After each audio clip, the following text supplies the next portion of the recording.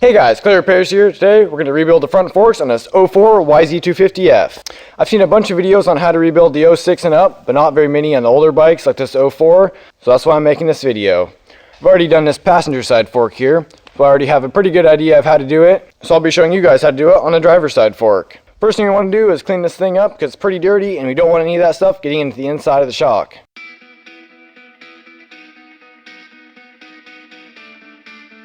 Okay guys, now that we've got the fork pretty much all cleaned up there, we can move on to step 2. So now you're going to want to go to the top and bottom of your forks, and there should be a little screw inside there. Now I'm not 100% sure, but I think one of them is rebound and one of them is dampening. Either way, you're going to want to screw those all the way in and count the number of clicks it takes to screw each one in, and then screw it all the way out.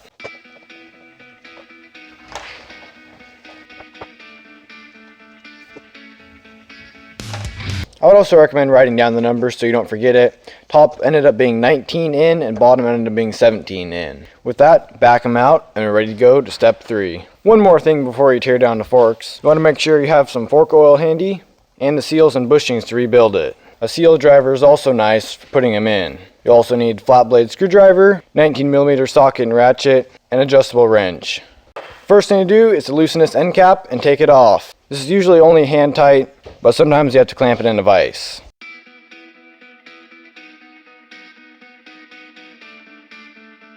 Now you're going to want to stick the adjustable wrench down inside there to grip onto that nut, and then take your ratchet and socket on the outside cap and break them loose.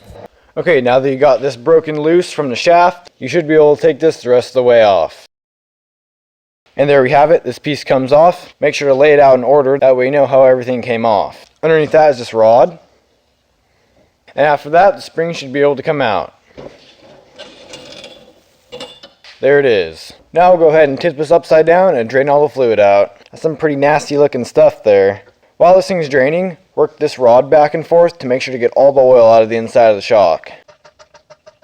Okay, now that we've drained all the oil out of the fork, it's time to take this apart and get to the seals. All it takes to get the dust seal off is just to pry it out with a screwdriver.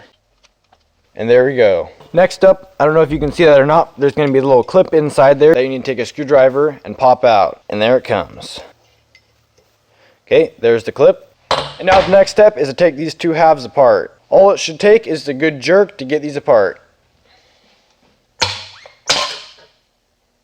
And there we go, the two halves are separated. Now the next thing we'll do is take off all these bushings in here.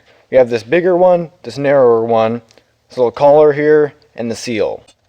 There's 1, 2, 3, and 4. And one more thing, don't forget to take the dust seal off the bottom. Now let's clean this thing up. And don't forget the bottom of the upper tube either, that can get pretty dirty as well. Okay guys, now we got all the new seals laid out in front of the old seals. One thing we'll be reusing is this collar here. Now for the install. We're going to put this on in the reverse order that we took it off, starting with the dust seal, and then the regular seal, followed by the bushings. So somehow my camera wasn't recording when I put all the seals and bushings back on, but basically it's just the reverse of taking them off. Just make sure you put a fork bullet or a plastic bag over the top of the fork to prevent the seals from getting ripped as you put them on. After you get all the seals on, slide the two tubes back together and use the seal driver to install the main oil seal, followed by the clip and the dust seal. The next thing to do is to fill it with fork oil. You want to fill it up until it's almost to the top, and then start working the plunger inside back and forth a bunch until all the air is bled out. Once the air is bled out, you can set the fluid level.